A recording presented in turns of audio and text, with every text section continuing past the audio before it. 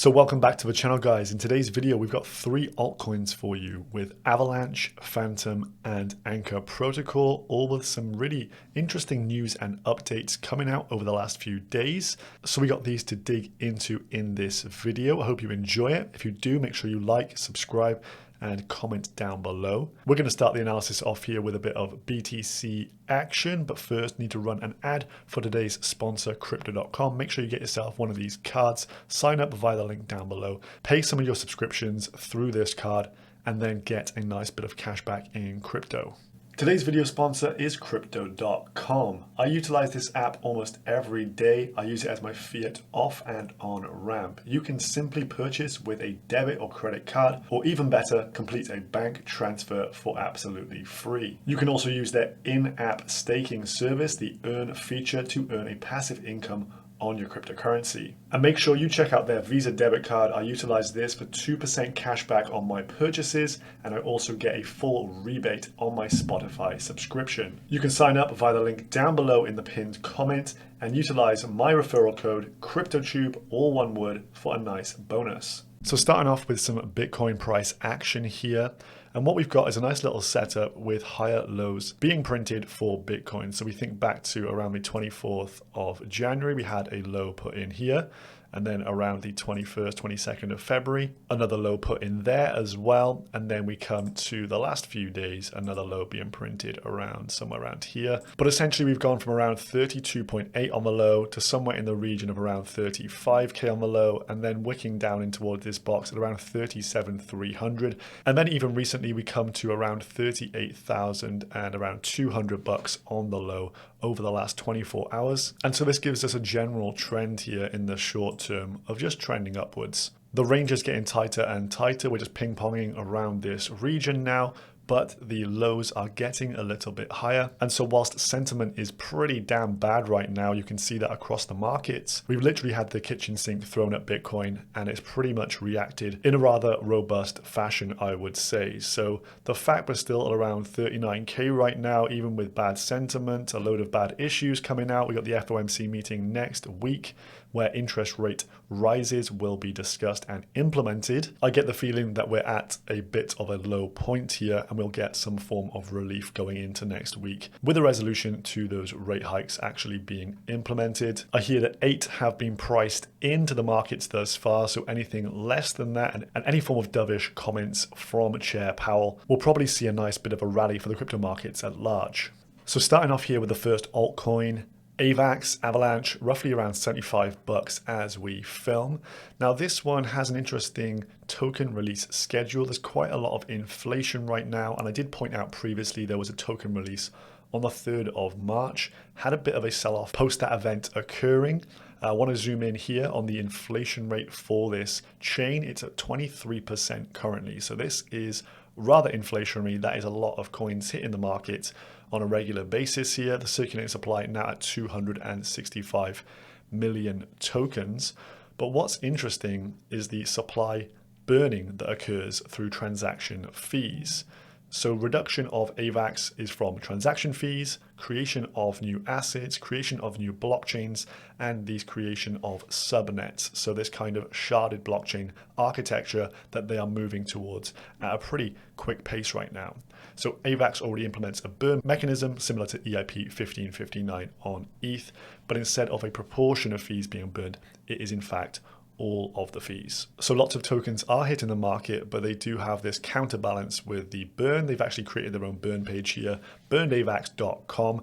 Over 1 million AVAX tokens have been burned thus far. So this is pretty interesting. This will help combat that high inflation. And as we move through the years and the emission rates do drop off for AVAX and it becomes less inflationary over time, this burn is going to have a nicer effect, especially with the network effects over on AVAX and more of these subnets being built out. So they recently announced a $290 million incentive program in the AVAX token to accelerate the adoption and growth of these subnets. And they've taken a primary focus on DeFi, NFTs, and the kind of gaming ecosystem. So within this article here, you can see what they're trying to do. They want to have these subnets, these kind of sharded blockchains for each specific type of application. Recently, they onboarded DeFi Kingdoms, which gets a shout out down here. Early targets of the so-called Multiverse initiative include DeFi Kingdoms, a popular game that ported over to Avalanche in December. It was Harmony 1 based as a first port of call, and they will create a new token called Crystal to complement the existing dual token over on the Harmony blockchain, and this will be a major first beneficiary of this subnet structure. So you can see they've got a lot of money pouring in here. They're still spending during a bearish trend in the market, and they're saying to developers, look, come and utilize these incentive rewards, come and build on us and create these new subnets, as they see this as a way of really building out a highly efficient ecosystem where one popular dApp doesn't slow down the pace of the whole eco. So like what we saw was Krabata over on AVAX. Once that got really popular, it made the AVAX transaction fees really expensive, made the blockchain run a lot more slowly. And so the moving to subnets, these kind of shards, makes a lot of sense in terms of that efficiency. Stanley Kulachov from Aave is also a backer of the AVAX blockchain. I think he's an early investor, and he says this: identity and compliance measures baked into certain subnets, if we think about that, could be a boon for institutional DeFi. So you could have your own very specific setup for a particular DeFi protocol on its own subnet. So maybe you want to have an institutional focused DeFi arm, you put it on its own subnet, bake in all of these various components, and then it's good to go. So as he says, this is a significant leap forward towards a future where the barriers between traditional and decentralized finance cease to exist. So I think this is a really interesting update from AVAX here, and they're moving towards this kind of Polkadot parachain style or Cosmos with its zones infrastructure. And we know ultimately this is what Ethereum will move towards with sharded chains. So AVAX chart looks pretty healthy in my opinion, and we can see this kind of same trend as BTC with these higher lows being printed. So it stands to reason that if Bitcoin can maintain a price level that is putting in higher lows, AVAX is likely to follow along with it. We are, like Bitcoin, also getting lower highs as well and just compressing into this price action. But I do feel like this is one of the more bullish layer 1 blockchains on the market right now. Of course, Luna leading the charge here, but AVAX looks like a pretty decent candidate to do okay. And if we just zoom in, the 3rd of March around here was when we had the token unlock. This was one of the final seed round unlocks for AVAX, and we got a bit of a move down here from the 3rd. Around 83 bucks. We sold off over a few days here, roughly down around 13-14%, somewhere in that region to around the low $70 mark. No huge sell-off. I was expecting maybe a little bit more, but reading into this, apparently some of the tokens would have been sold OTC to other VC firms, etc. So some of the early investors already had plans to offload those tokens rather than just dump them on the market. So here we have a statement from the Fantom Foundation. So a lot of issues around Fantom right now. Andre Cronje, of course, leaving the protocol, and some of the messaging around him departing was a bit unclear and maybe left the door open to suggest that the protocols that he was involved with are just totally shutting down. Seemed a lot more doom and gloom than perhaps it actually is. So today, the Fantom Foundation have put out an official statement to comment on the departure of Andre, but also to respond to a really FUD article that was put out by a company called Rekt just over the last 48 hours, which was suggesting a lot of things around price manipulation, pumps and dumps in the Fantom ecosystem, and painted a pretty nasty picture overall, but that has been refuted now. So a statement here: although we have previously addressed much of the miscommunication around Fantom that has been made recently, we continue to see some of the misinformation still in circulation. So in addition, we've very recently had a company called Rekt put out an article full of factual inaccuracies, a debunked article making many false claims about the foundation. They've almost immediately issued a retraction of the publication, so a real hit piece here. Maybe they were shorting the market is the speculation.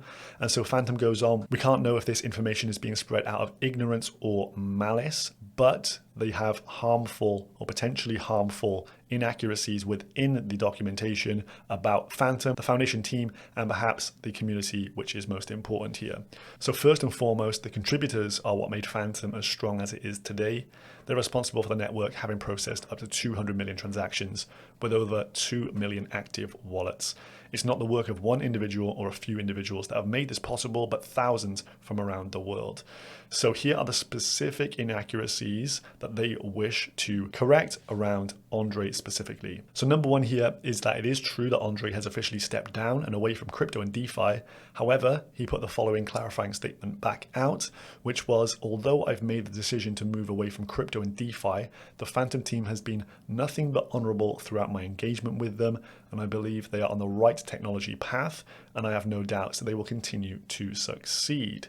So a bit of a positive aligning there from Andre. Then second here, Andre assisted Fantom as an advisor, so suggesting a more of a hands-off approach here. This was made clear on the Foundation website and elsewhere. He provided high-level technical and treasury management advice and put the Foundation in contact with individuals and projects he respected and believed would be good for the Fantom ecosystem. So a more hands-off approach than previously thought. Third, Andre and Anton did not terminate the 25 projects mentioned, and any involvement, such as user interface in these projects, was to be handed over to existing teams, many who have been developing and running independently. So for example, both multi-chain and Year Finance have teams that have been operating for years. So it's not the death of these projects, the fact that Andre stepped away. And they go into more detail here that Andre and Anton have never been core developers on Fantom. He did not build Fantom's technology, no one person can.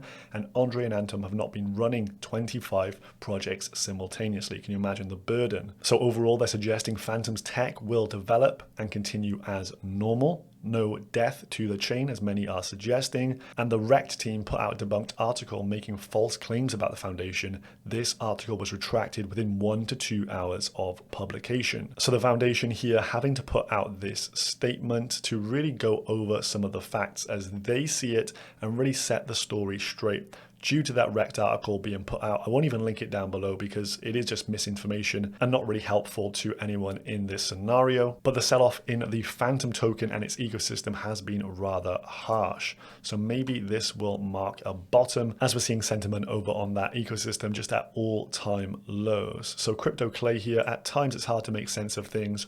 Rationalizing market sentiment and rationale becomes taxing. So he looks at the stats and information as to why he came to Fantom in the first place. So this showing Fantom versus other chains here, the current rank versus market cap and TVL. You can see Fantom has a lot more TVL than the likes of Matic, around half as much as AVAX there, but around 1/6 of the market cap of AVAX. Hence the market cap to TVL ratio is pretty damn sweet at sub 0, whereas Matic is over 2, AVAX over 1, and Sol over 3, pushing towards 4. You can see a lot of the tokens are already in circulation. My head's in the way. 80% for Fantom, 68, 70, and 63 respectively for the others. And so this just pointing out a picture that maybe it is oversold and a bit undervalued in the current climate.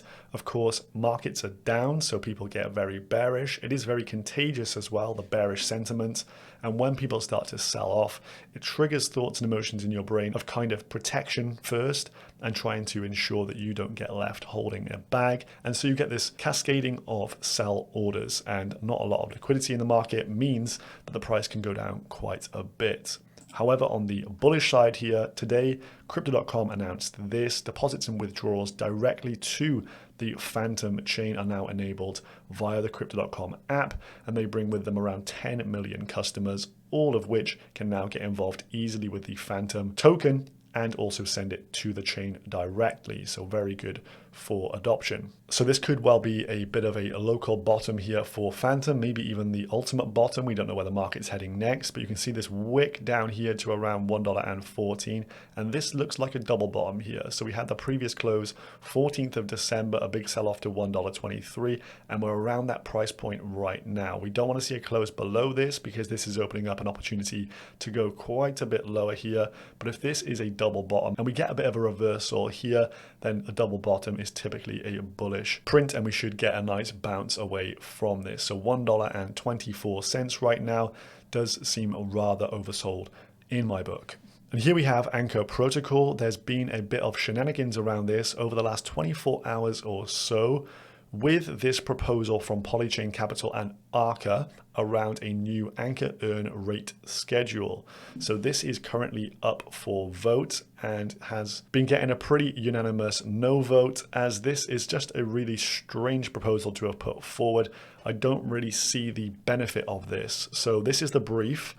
After successfully bootstrapping UST adoption with a 20% anchor rate, it's time to focus on protocol sustainability by bringing down the overall yield earned by depositors and maintaining high yields for small and medium-sized users. We propose the following adjustments to the deposit rate on Anchor protocol. So this is really splitting up what you would be paid in terms of a percentage yield based on how much UST you have in your Anchor Earn account.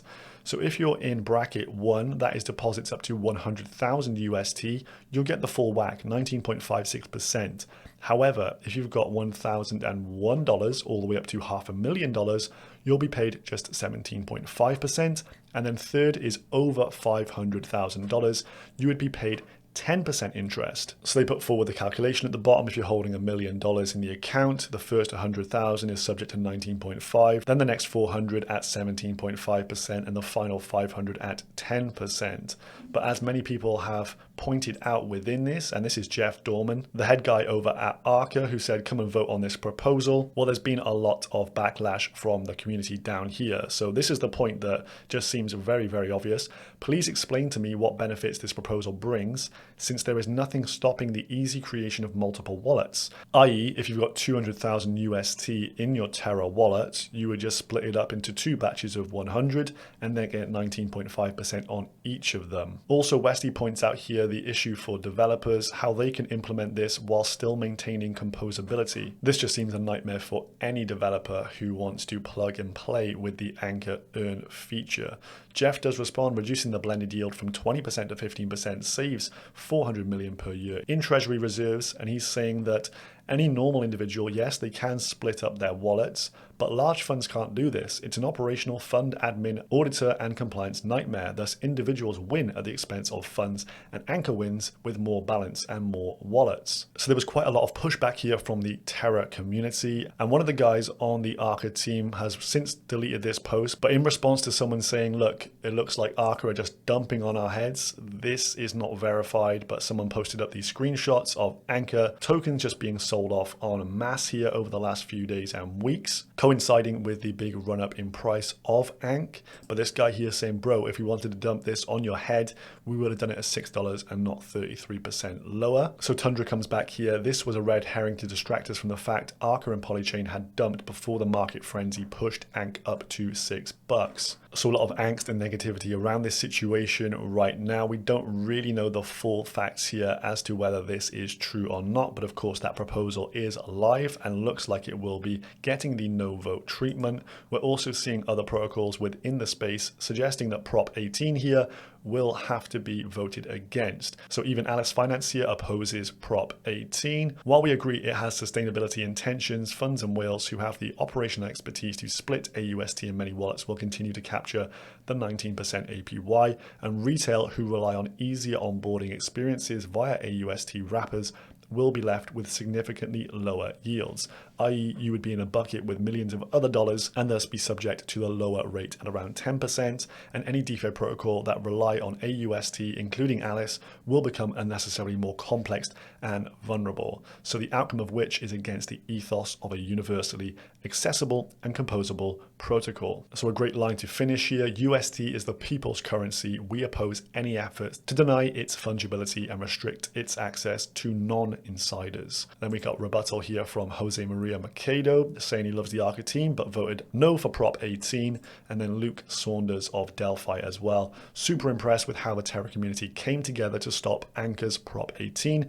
Yes, it was initially winning, but after an online debate, it turned into an overwhelming no. Love to see genuine decentralized governance in action. Negative sentiment around Anchor right now has seen it continue to sell off a little bit here, and some speculating whether ARK will dump their tokens in response to this because, you know, throwing the baby out with the bathwater, they didn't get their way. So at current price, Anchor is sat around $3.72. I would love to see this hold and get some form of positive follow through here with the rest of the market, but typically negative sentiment does hurt token price, so we'll have to see how this one pans out. I recently took a position and it is currently a bit underwater right now, but we do know that Anchor will have a new tokenomics design at some point. We can see that governance is being adhered to. People are really reading into these proposals and voting no on ones they dislike, and so we do have an active and engaged community here on Anchor, and I think this will lead to ultimately the best tokenomics restructuring to be applied to the Anchor token and the earn side of rewards. So all eyes firmly on this one to see what the resolution will be